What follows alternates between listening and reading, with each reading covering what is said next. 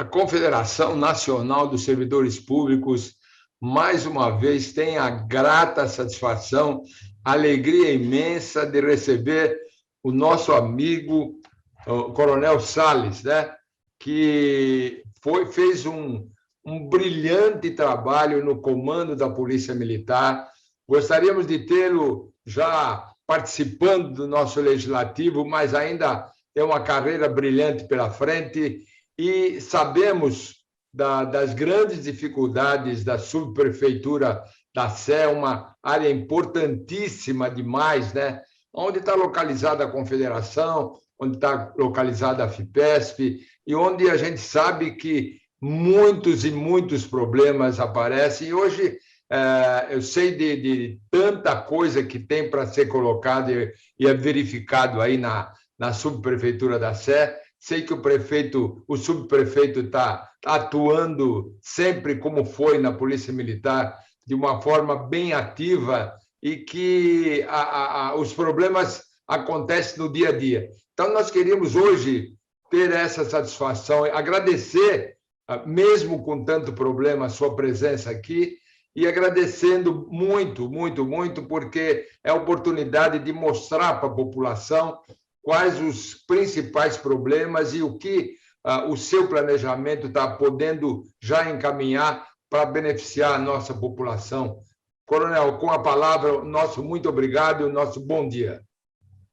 Eu quero agradecer ao senhor, presidente Antônio Tutílio, um amigo querido de muito tempo, e na sua pessoa cumprimentar todos os integrantes da Confederação Nacional dos Servidores Públicos, que tem uma história de serviços prestados ao Brasil, né, com todas as suas federações, as suas associações estaduais, e o senhor, com essa fidalguia, com essa forma generosa de tratar as pessoas, eu fico muito feliz em poder estar aqui nesse bate-papo com o senhor e com todos os confederados aí. Uma alegria muito grande. Assumimos aqui a subprefeitura da Sé há 6 meses, é um desafio gigantesco. Nós temos aqui 8 distritos, para que as pessoas que conhecem aqui São Paulo,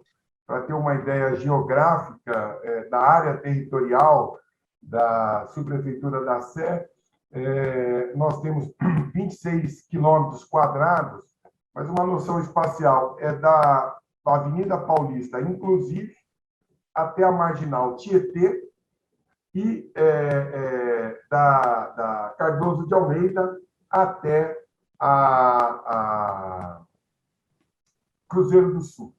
Então, nós temos aqui, residem aqui na região da subprefeitura da Sé, 450 mil pessoas.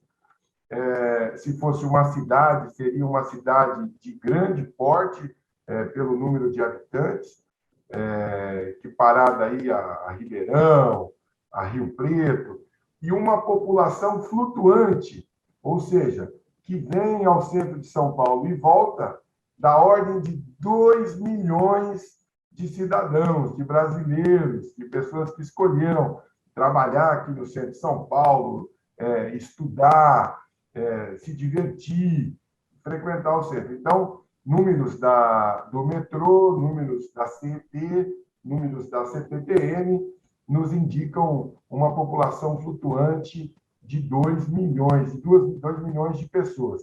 E lembrando, por exemplo, Campinas tem 1 milhão de habitantes.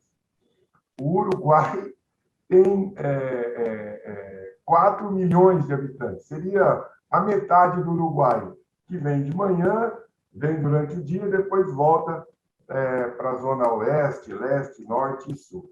Mas uma satisfação, porque aqui a resposta é muito rápida às demandas aqui da região. Eu tive a bênção divina, a bênção de Deus, a graça de Deus, de ter sido comandante-geral da Polícia Militar, também uma instituição que tem uma capilaridade gigantesca no estado inteiro, presente nos 645 municípios. para que os amigos tenham e amigas tenham ideia, o orçamento da Polícia Militar é de 16 bilhões ano. Então, o orçamento, ele é maior, o orçamento da Polícia Militar do Estado de São Paulo é maior que 11 estados brasileiros. Então, o comandante-geral, ele administra um orçamento maior que 11 governadores, né? Uma força de trabalho, os nossos integrantes são 90 mil homens e mulheres, né? Então, a gente traz essa experiência pública de 35 anos como comandante e nos últimos 2 anos como comandante-geral. E estou super feliz, estou animadíssimo. A gente consegue dar respostas, estamos com ações muito importantes aqui de zeladoria urbana. Basicamente, a função da subprefeitura ela é zeladoria e uso e ocupação do solo. Então, a gente disciplina os eventos, interdições de rua para eventos, feiras, praças. Para que vocês tenham uma ideia, nós temos 135 praças. Já entregamos, nesses 6 meses, 23 praças totalmente revitalizadas e um desafio gigantesco. Agora, como eu disse, o tamanho, a dimensão da subprefeitura da Sé, ela está ao lado do tamanho dos desafios. E como qualquer centro de grandes cidades, eles têm problemas seríssimos. Mas não adianta a gente ficar reclamando, porque o problema que está posto é esse. Essa é a cidade que está aí para que a gente melhore a vida das pessoas.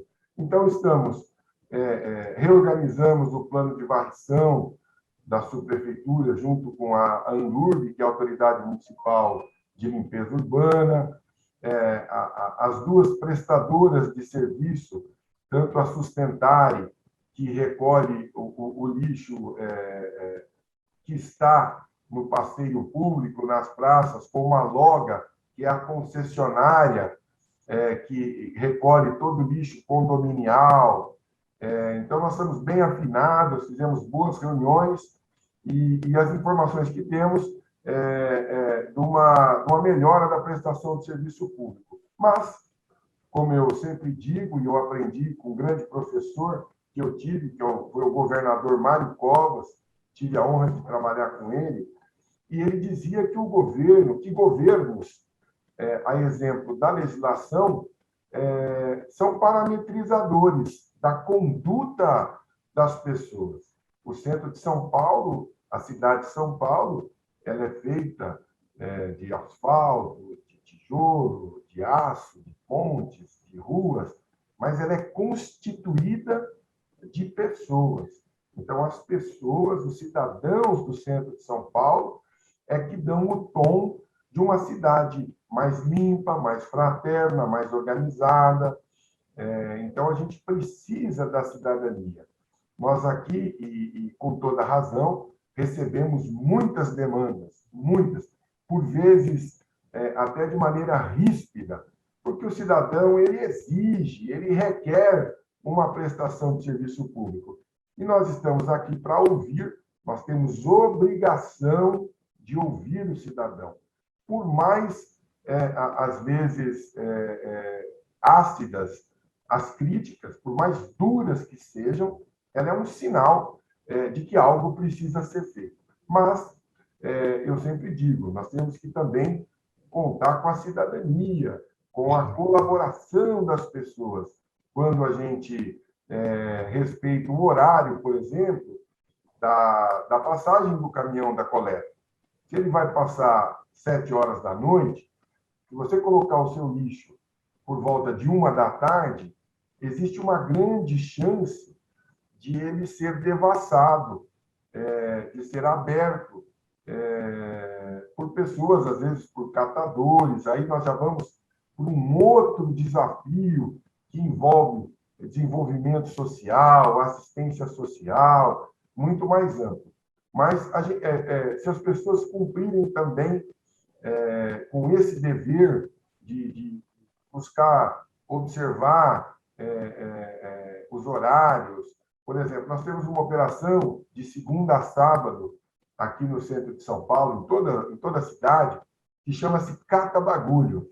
É aquela penteadeira que a gente não usa mais, aquele guarda-comida, aquele guarda-roupa.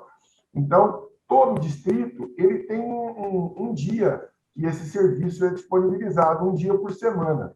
Então, se nós colocarmos aquele sofá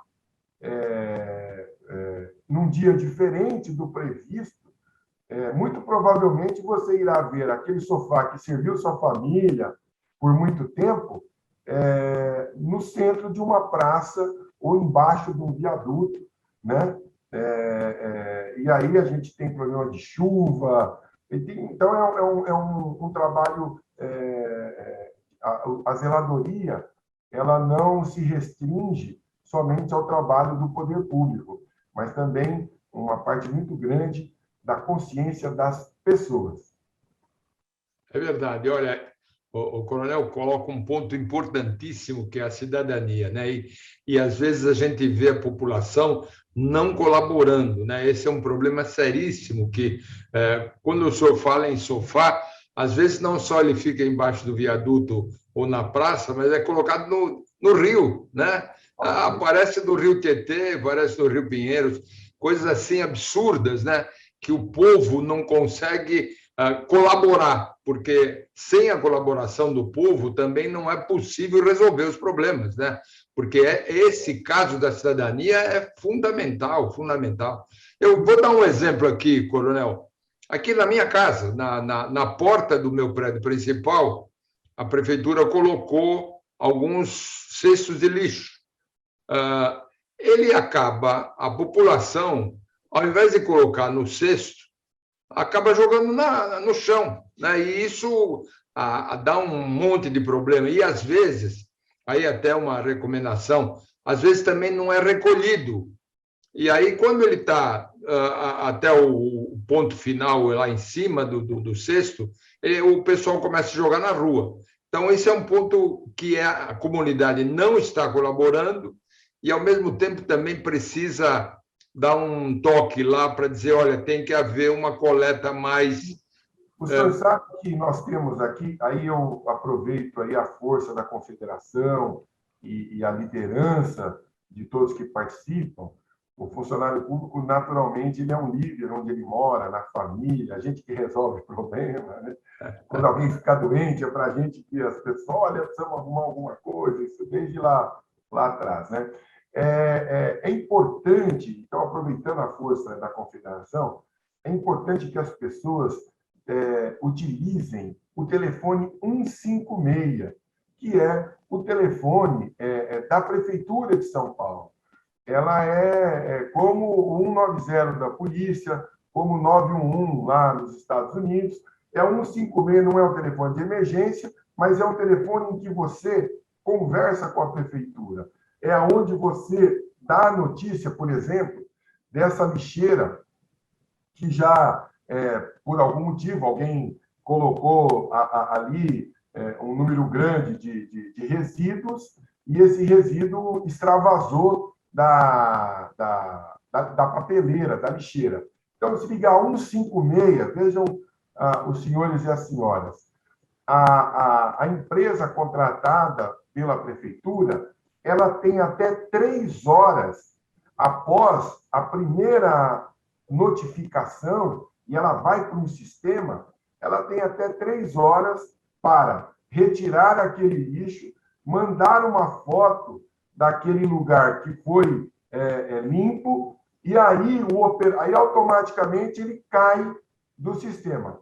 Caso a empresa não vá em até 3 horas, ela passa a sofrer multas contratuais, e que não são pequenas.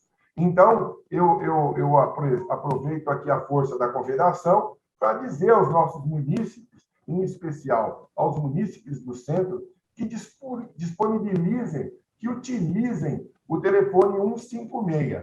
Hoje nós temos um sistema de gestão de zeladoria, onde a gente consegue mensurar e, inclusive, aplicar as penalidades nos casos registrados. Então, ao mesmo tempo que a gente resolve o problema de tirar o lixo da via pública, a gente também cumpre com a nossa obrigação de avisar o poder público para que a gente possa sancionar aquela empresa que, pelos motivos dela, às vezes teve algum ruído, não conseguiu cumprir com a sua obrigação contratual. E, no caso de não cumprimento, vem uma penalidade, uma multa à altura do problema que não foi solucionado.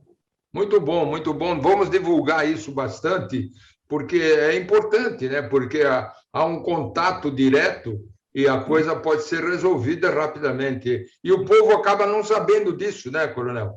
E é importante utilizar um 56, por exemplo. Nós temos hoje na subprefeitura da Sé 5 equipes que fazem um trabalho de limpeza de bueiros, de bocas de lobo, e nós já vínhamos fazendo esse trabalho desde que assumimos, e agora, nos últimos 2 meses, de maneira mais enfática. Por quê? Porque agora, em outubro, a primavera chegou agora em setembro, e nós começamos a ter a época das chuvas. Então, nós estamos fazendo esse trabalho preventivo, contratamos mais 2 equipes para desentupimento, para os casos onde tem um índice de precipitação pluviométrica de chuva muito, às vezes, rigoroso, e isso acontece, e às vezes a rede pluvial ela não consegue atender.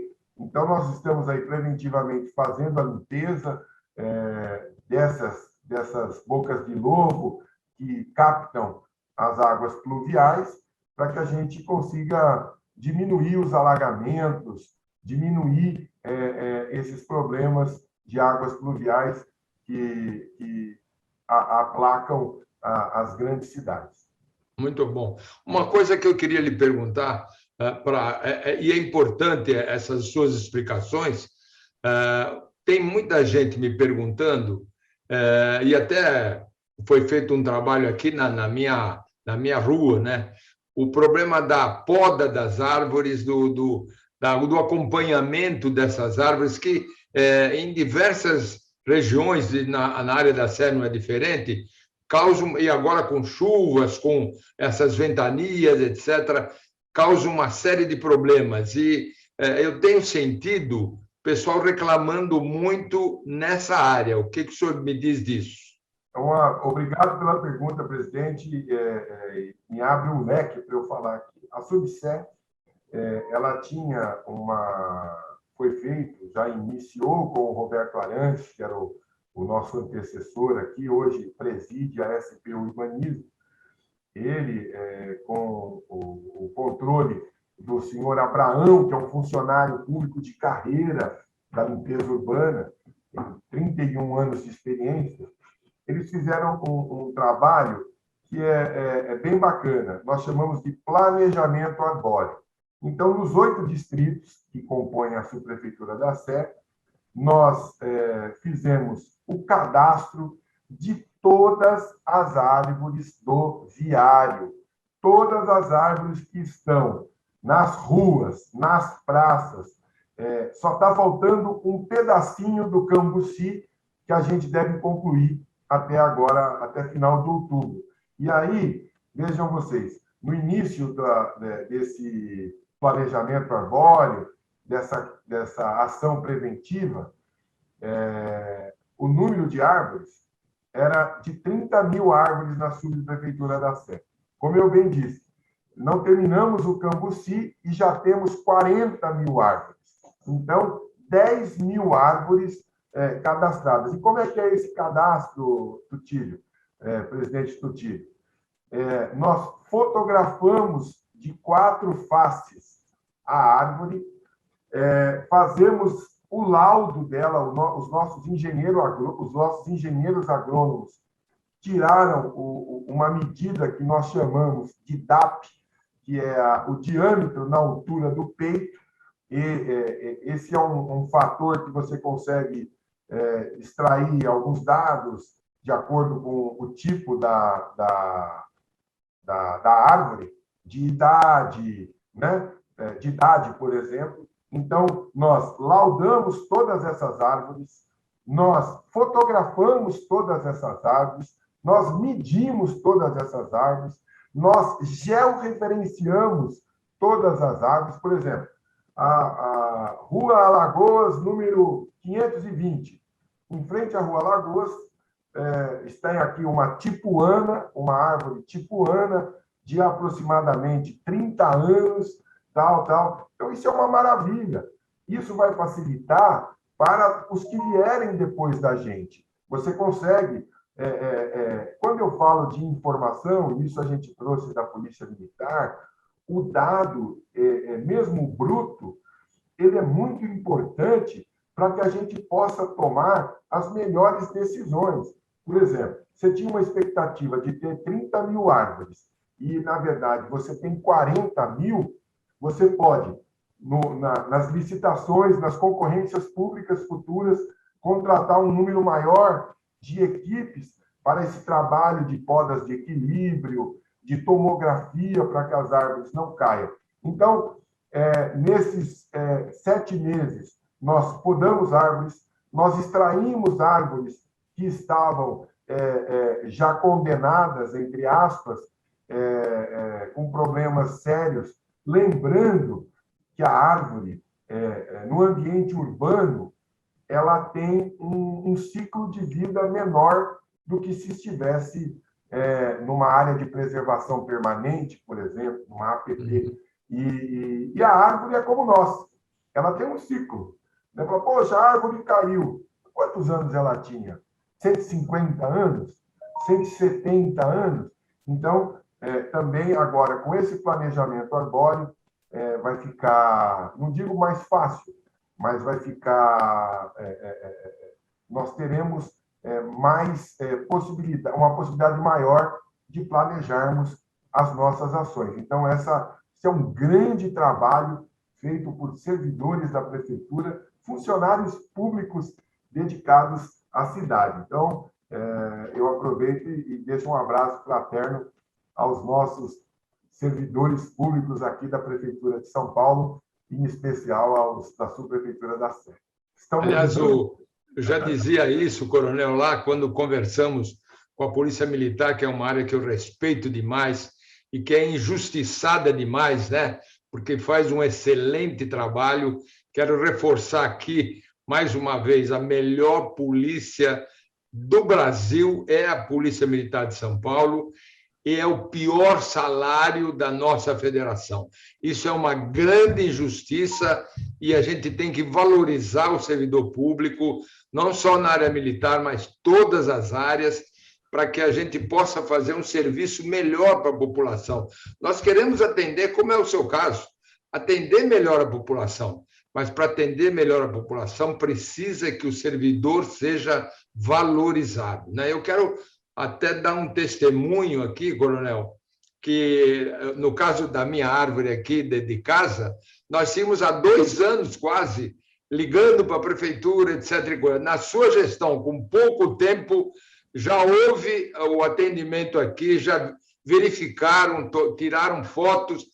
Claro que agora precisa examinar detalhadamente, porque estava quebrando toda a calçada, né?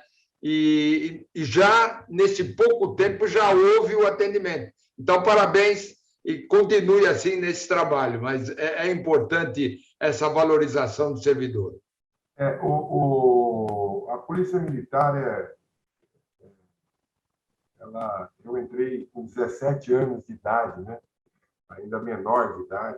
Meu pai é da Polícia Militar, eu nasci na Cruz Azul de São Paulo, que é um hospital dos dependentes dos policiais militares. Então, eu como da Polícia Militar desde que eu nasci. Então, os nossos policiais, como os servidores públicos, são pessoas vocacionadas em servir. Não é por acaso que nós somos chamados de servidores públicos. Nós estamos para servir. E o que o senhor disse é verdade, não só a Polícia Militar, como a Polícia Civil, como todo o servidor público, ele necessita de uma recomposição salarial. Nós Claro. temos aí um processo inflacionário, ainda sob controle, nós que somos mais velhos, vivenciamos aquela época de 86, onde tinha as tablitas, e a gente tinha que comprar no mercado de manhã, porque à tarde já estava a inflação galopante. Não é o cenário, mas ainda há inflação e precisamos dessa recomposição. Na primeira entrevista que eu dei como comandante-geral para a Folha de São Paulo, quando assumi o comando, o jornalista, um bom jornalista da Folha, chama-se Rogério Pagnan, ele perguntou para mim qual era o salário do soldado. Aí eu falei, ó, o salário do soldado é R$ 2.193. Aí ele até brincou, coronel, o senhor está sabendo, né? Aí eu falei, foi até meio um testezinho, né? E aí ele perguntou, a segunda pergunta, e o senhor acha justo? Eu falei, não acho justo, eu acho uma vergonha. Claro. E na primeira entrevista que eu dei como comandante-geral, eu falei da recomposição, da necessidade da recomposição. Então, é uma necessidade mesmo dessas pessoas que trabalham, e tristemente, a pandemia, a pandemia do coronavírus, que foi esse meteoro que atingiu o mundo, o Brasil, o estado de São Paulo e a cidade de São Paulo, ela nos trouxe lições, algumas lições muito amargas. Por exemplo, que nós vivemos no mesmo mundo, todos nós. Quando eu não uso máscara, quando eu não cumpro a minha obrigação, eu posso estar comprometendo a vida e o bem-estar do meu vizinho, do outro que convive conosco no mesmo bioma, nós Sem vivemos no dúvida. mesmo mundo. Sim. E a outra lição que eu sou um homem que me considero sem ufanismo ou vaidade, mas eu acho que nós temos que melhorar a prestação de serviço público, temos que encurtar caminhos, temos que prestar o serviço que a população espera e requer, vírgula. Porém, a terceirização ela é muito importante, porque você consegue, de maneira mais rápida, atingir um público maior. Mas a alma da prestação de serviço público é o servidor público. Claro. Ele tem a história do órgão, seja no INSS, seja na prefeitura, seja na polícia, seja no Tribunal de Justiça, seja no Ministério Público. Então, é importante a terceirização, mas aqueles que vão, que além de uma vinculação trabalhista, nós também possuímos a vocação de servir. Então, quem dá o tom é o servidor de carreira, o professor de carreira, o policial militar de carreira, o fiscal de carreira. Então, o enfermeiro de carreira, o médico de carreira, o engenheiro de carreira. Então, eu acho que a pandemia ela também ensinou, porque nós, servidores públicos, não tivemos essa oportunidade de poder ficar em casa. A maioria, principalmente os servidores da saúde, heróis anônimos, os servidores da segurança pública, Polícia Militar, Polícia Federal, Polícia Civil, guardas municipais, que estavam no dia a dia. Então, essa reflexão a pandemia nos impôs. O servidor público ele é um ator fundamental no funcionamento, no bom funcionamento do Estado brasileiro.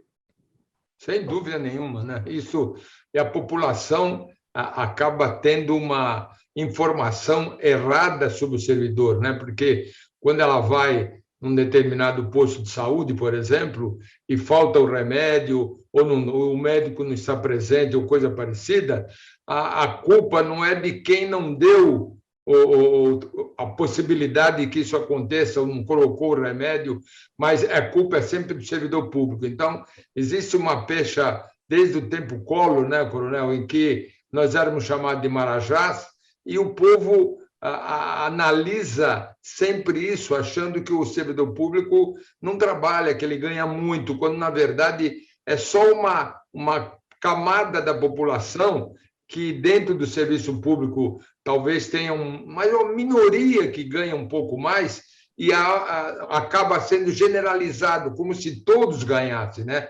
Enquanto que a área de segurança, educação, saúde são as grandes prejudicadas, quando deveriam ser as melhores valorizadas, né? Aqui na cidade de São Paulo, eu vou dar um exemplo. São Paulo é a capital da vacina. Sim. Hoje nós temos 90% da população vacinada, acima dos 12 anos, com as 2 doses. Então, muito provavelmente, o número de óbitos e internações despencou num trabalho sério, e aqui eu preciso acreditar do nosso prefeito Bruno Covas, saudoso prefeito Bruno Covas, do nosso prefeito Ricardo Nunes e do secretário Edson Aparecido, de Saúde, e toda a sua equipe, que caíram de cabeça nesse programa da vacinação. Então, São Paulo hoje é a capital da vacina. E com relação até essa recomposição salarial, o prefeito Ricardo Nunes também encaminhou uma mensagem à Câmara Municipal, quando todos os municípios, aí, a maioria, a maioria dos entes, sejam estados, sejam municípios, estão segurando as recomposições salariais, a Prefeitura de São Paulo, o prefeito Ricardo Nunes, mandou uma mensagem à Câmara Municipal, com uma série de alterações, e dentre elas, o subsídio para os servidores municipais, em que há mais de 10 anos não tem uma recomposição à altura, e que vai trazer um pouco de justiça ao trabalho desses homens e mulheres servidores aqui da Prefeitura de São Paulo. Então, eu preciso fazer esse registro da boa intenção do prefeito, do trabalho da equipe dele, da Secretaria de Governo, para que a gente consiga, inclusive, uma bonificação àqueles servidores que atuam em áreas mais complexas, mais distantes do centro da cidade, áreas com o índice de desenvolvimento humano, IDH, menores, para que a gente pague melhor esses servidores da escola, da saúde, da segurança, da prefeitura, aqui na cidade de São Paulo. Tá bom? Sem dúvida. Fazer esse registro. Não, foi importante, porque uma coisa que a gente sempre divulga e que não é obedecido, isso não só em termos de São Paulo, em termos do Brasil como um todo, que a nossa Constituição coloca que, obrigatoriamente, tem que se fazer uma revisão nos salários, né, de acordo com a inflação do período, anualmente, né? E quando, na verdade, houve casos até, vergonhosamente, isso lá atrás, quando a Prefeitura de São Paulo corrigiu o salário dos seus servidores de 0,01%. Quer dizer, é uma coisa que não poderia acontecer, mas só para colocar a Constituição. Olha, eu obedeci a Constituição e quanto que eu dei? 0,01%. Então, há necessidade de essa correção ser feita. Claro que hoje o nosso assunto era outro, mas foi bom colocar isso.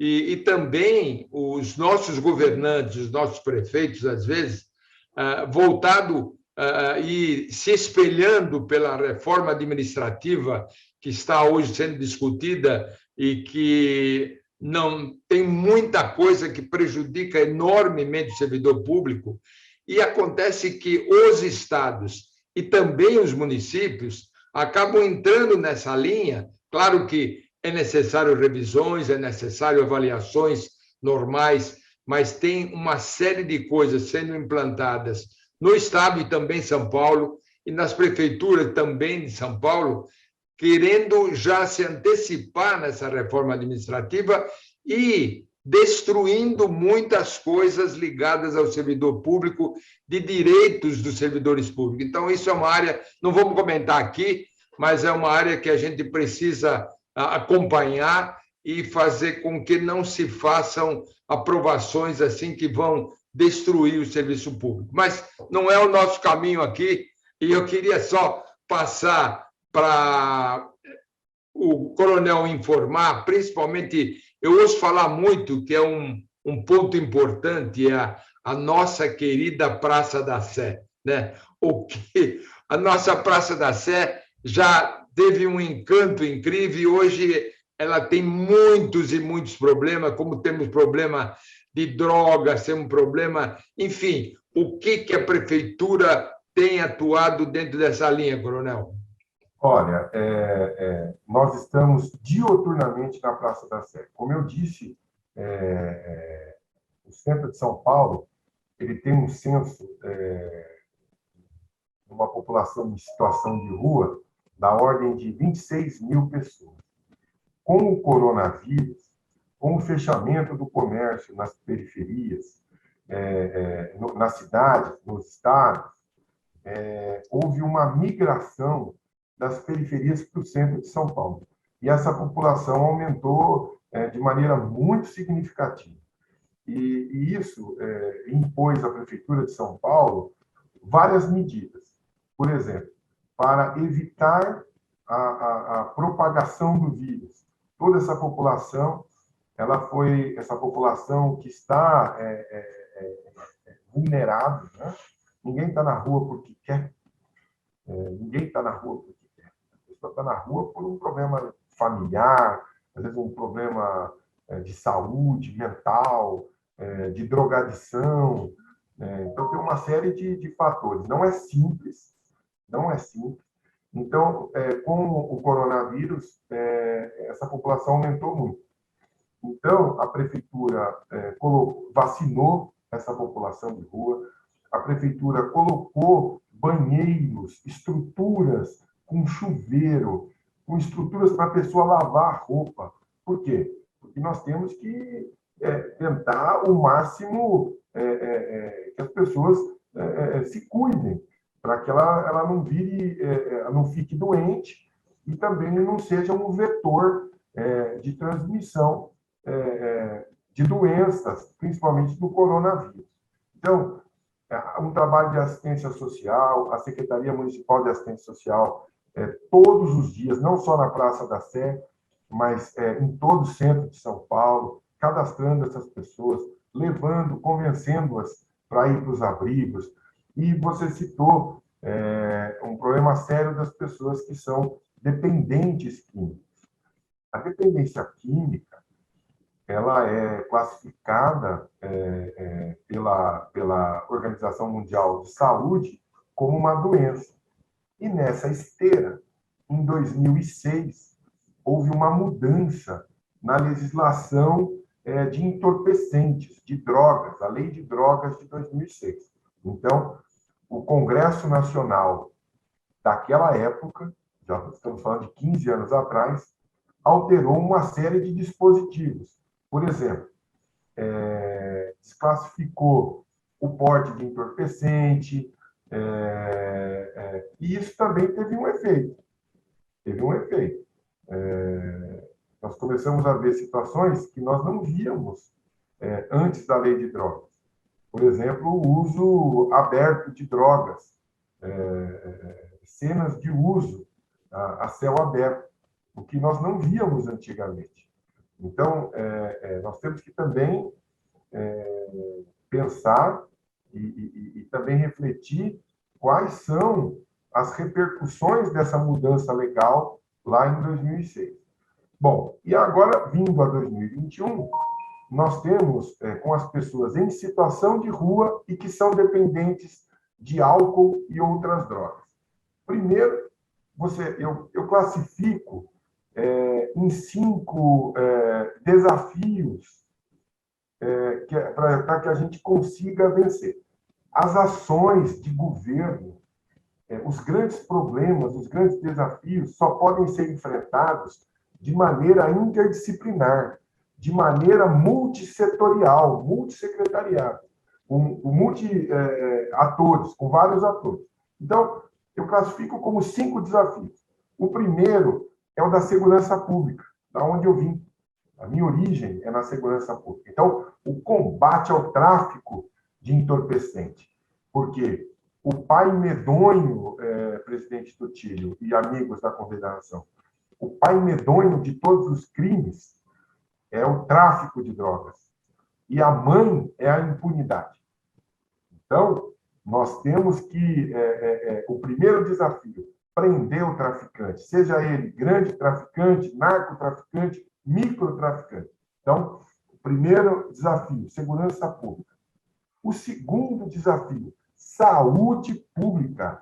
Nós temos que cuidar da saúde dessas pessoas. É um problema de saúde pública. É classificado como um problema, uma doença aqui. Então, é o outro desafio, o desafio da saúde. Agora, você tem uma série de óbices, eu não classificaria como óbice, mas acho que é muito forte até, mas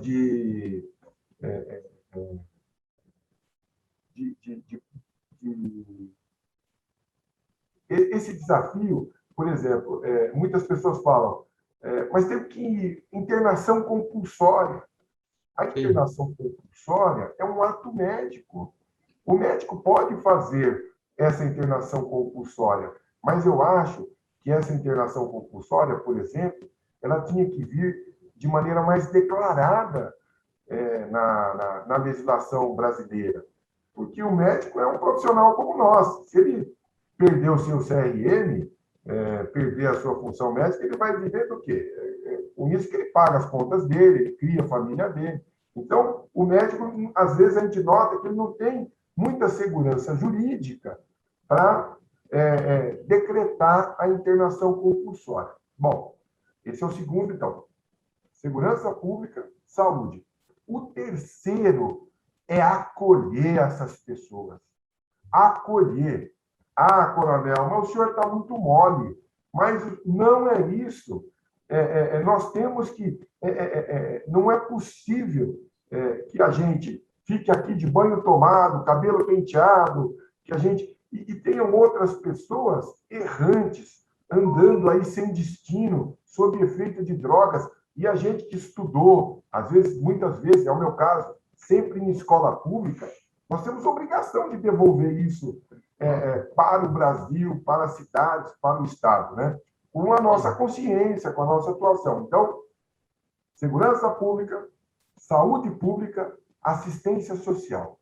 O quarto, desenvolvimento econômico e trabalho. Nós temos que trazer essas pessoas de maneira devagar, do simples para o complexo, para o mercado de trabalho. Tá? E daí a gente vai para o quinto, que é a reinserção social, para que ele volte para a sua família. Se ele não quiser voltar para a sua família, que ele forme um outro núcleo familiar, uma forma urbana, que ele possa viver em sociedade e não à margem. E, então, são esses 5 degraus, esses 5 desafios que está posto para a cidade e que não é simples. Quando eu era comandante-geral, até me permito o desabafo, pessoas com formação acadêmica sólida, pessoas que não era uma pessoa que não tinha conhecimento. Falava assim, coronel, o senhor tem que acabar com a Cracolândia. Aí eu falava, como que é acabar? Ah, tem que pôr um choque lá, a polícia de choque lá. Mas como faz isso, gente? Não é possível. São pessoas que estão numa situação muito difícil, você olha lá, eles têm... são pessoas desestabilizadas emocionalmente. Totalmente, elas não estão no gosto das melhores faculdades mentais. Então, você vê, por vezes, sujos, excretam em lugar público, porque são pessoas desestabilizadas. E o que é acabar? É jogar no mar? É pôr o problema embaixo da ponte? Não, não é simples, mas eu tenho certeza que a gente vai conseguir vencer esse desafio gigantesco que é a população em situação de rua e que aí repercute na segurança pública, repercute na zeladoria urbana, porque, por exemplo, nós, no inverno, nós entregamos a esses moradores cobertores, consultávamos se eles queriam ir para abrigo, aqueles que não queriam ir para abrigo, porque nós não podemos carregá-los para abrigo, se ele não quiser, a legislação não obriga que eles se dirijam ou vão conosco para os abrigos, e a gente dava um cobertor. E aí, no outro dia, Tutílio e amigos da Confederação, eu chego muito cedo para trabalhar e eu via na Praça da Sé, no pátio do colégio, aqui na Rua Boa Vista, os cobertores todos jogados no chão. Eles usavam, se cobriam à noite e depois eles descartavam. Aí, o que nós fizemos aqui, eu e minha equipe aqui da Subsec, de servidores públicos, nós recolhemos esses cobertores, 3.000 cobertores, fizemos contato com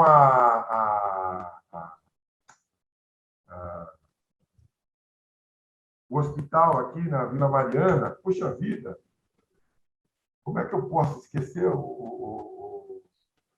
São Paulo? São Paulo? Não. Puxa vida, que é uma falha, me perdoe. Daqui a pouco eu vou lembrar. O hospital aqui da Vila Mariana, que lavou esses cobertores, lavou, e nós devolvemos para as pessoas. Então, eles utilizavam o horário ocioso da lavanderia, e aí eles... vou até falar aqui, ver se eu acho o nome... Eu tenho que falar o nome do hospital, não sei se eu estou tendo. Alô? E aí, Tutílio, o que aconteceu? A gente conseguiu, ao mesmo tempo... Rotina, qual que é o hospital que lavou os cobertores? Me deu uma falha de memória aqui. Pergunta para o Sidney aí. ACD, obrigado. ACD. Obrigado. A ACD é uma tremenda instituição. Maravilhosa. Então, eles lavaram a 80 graus os cobertores, trouxeram todo no saquinho. Então, nós ficamos com 1.000 nós mandamos para a Secretaria de Direitos Humanos, 1.000 para a Secretaria de Assistência Social. Então, ao mesmo tempo que a gente economizou dinheiro público, porque isso é dinheiro público, Nós também foi uma ação de sustentabilidade, porque